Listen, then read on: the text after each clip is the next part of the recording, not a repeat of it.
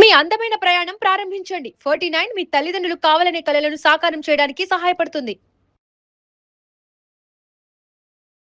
30 years తర్వాత pregnancy ఎందుకు delay అవుతుంది, లేదా ప్రెగ్నెన్సీ అనేది ఛాన్సెస్ ఎంత పర్సెంటేజ్ తగ్గుతుంది అనే ఈ 2 డౌట్స్ చాలామంది మనకి ఓపీలో ఆడటం లేదా ఇన్స్టాలో కానీ ఈ క్వశ్చన్ అనేది రైజ్ అవుతుంది.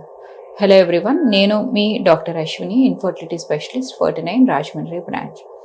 సో 30 ఇయర్స్ ఈ కట్ ఆఫ్ ఎందుకు అనేది మనం తీసుకుంటే, సో వరల్డ్ వైడ్గా చాలామంది వేరియస్ రీజన్స్లో వాళ్ళలో చేసిన స్టడీస్లో ఏం ప్రూవ్ అయిందంటే, యూజువల్గా ఏషియన్స్లో, సౌత్ ఈస్ట్ ఏషియన్ ఉమెన్లో 30 తర్వాత వాళ్ళ యొక్క ovarian ageing or ovarian reserve ఏదైతే ఉందో చాలా డ్రాస్టిక్గా, స్టీప్గా కిందకి ఫాలో అవటం అనేది చూస్తూ ఉన్నాం. అలాగే early menopause, so perimenopausal age group కూడా కంపేర్ టు వెస్ట్రన్ కంట్రీస్లో సౌత్ ఈస్ట్ ఏషియన్ ఉమెన్లో చాలా త్వరగా చూస్తాం.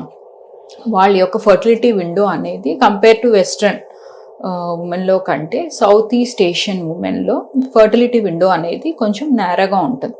సో సౌత్ ఈస్ట్ ఏషియన్ ఉమెన్లో మన ఇండియన్స్ కూడా ఉన్నారు. సో ఇది బై రేస్ ఆర్ ఎథనిసిటీ బట్టి కూడా ముందు నుంచే డిసైడ్ అయి ఉంటుందన్నమాట ఈ ఏజ్ గ్రూప్ వాళ్ళు, అంటే ఐ మీన్ ఈ రీజన్ వాళ్ళకి. దీనికి కొంతవరకు ఏంటంటే ఎన్విరాన్మెంటల్ ఫ్యాక్టర్స్ వాళ్ళు బట్టి కూడా ఈ రోజుల్లో కొంచెం ఫర్టిలిటీ విండో అనేది నేరో అవుతుంది అనమాట. సో వన్స్ ప్రెగ్నెన్సీ ప్లాన్ చేసుకోవాలన్నా లేదా వాళ్ళు ప్రెగ్నెన్సీని డిలే చేసుకోవాలనుకున్నా కూడా డెఫినెట్గా ఒక ఫర్టిలిటీ ఎక్స్పర్ట్ని మీరు కన్సల్ట్ అవ్వటం వల్ల ఏంటంటే, సో మీ యొక్క ఫర్టిలిటీ స్కోర్ ఎంత ఉంది, మీ ఫర్టిలిటీ విండో ఎంత ఉంది అనేది మీకు ఫస్ట్ ఒక అవగాహన అనేది కలుగుతుంది. ప్లస్ దాంతోపాటు మీరు ఊసైడ్ ఫ్రీజింగ్ కూడా వెళ్ళచ్చు. ఊసైడ్ క్రయో ప్రిజర్వేషన్ అంటాం, దాన్ని మనం ఎగ్ ఫ్రీజింగ్ అని కూడా అంటాం. సో మీరు ఒక కెరీర్ని ఫస్ట్ చాయిస్ చేసుకోవాలనుకున్నా, లేదా మ్యారేజ్ని డిలే చేసుకోవాలనుకున్నా, లేదా ఇతర ట్రీట్మెంట్స్ వెళ్ళాల్సి వచ్చినా, కొన్ని రకాల క్యాన్సర్ ట్రీట్మెంట్స్ వెళ్ళాల్సి వచ్చినా, సో ఆ టైంలో ఏంటంటే మనకి ఊసైడ్ ఫ్రీజింగ్ అనేది ఆప్షన్ ఉంది. సో ఈ ఊసైడ్ ఫ్రీజింగ్ చేసుకుని ముందుకు వెళ్ళటం వల్ల ఏంటంటే మీ ఫర్టిలిటీని మనం కొంతవరకు కేర్ తీసుకోవడం జరుగుతుంది అనమాట. సో ఫ్యూచర్లో మీరు ఎప్పుడైతే ప్రెగ్నెన్సీ ప్లాన్ చేసుకోవాలనుకుంటున్నారో ఈ ఊసైడ్ క్రయో ప్రిజర్వేషన్ ద్వారా మీరు ప్రెగ్నెన్సీని అనేది ఏ ప్రాబ్లం లేకుండా మీరు గెయిన్ చేసుకోవచ్చు. సో 30 ఇయర్స్ తర్వాత ఎంత పర్సెంటేజ్ డిక్రీజ్ అవుతుంది మేడం అని చాలామంది అడుగుతారు.